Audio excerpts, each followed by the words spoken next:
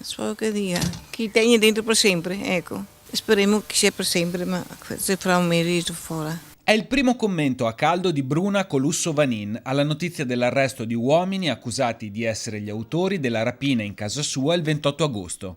Quella notte la 73enne era stata svegliata di soprassalto, picchiata e rapinata di valori che rappresentavano i ricordi di una vita. Io mi ho trovato da borsetta, che tutto il portafoglio, che avevo 2,50, l'ho trovato intera, mi ha portato via soldi, non è in cerca dei soldi, è in cerca del mio oro. Secondo voi riuscirò a trovare le mie robe? Le indagini rimangono coperte dal massimo riservo. Su mandato della procura, la polizia ha fermato un croato nato in Italia e un rumeno. I due sono rinchiusi nel carcere di Santa Bona in attesa dell'interrogatorio di garanzia di fronte al giudice che si svolgerà domani mattina.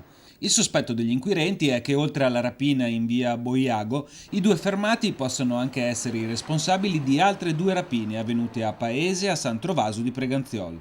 Ma per chi, come la signora Vanin, ha subito un atto così violento, se da un lato c'è il sollievo che i propri rapinatori siano stati arrestati, dall'altro c'è la consapevolezza che niente sarà più come prima.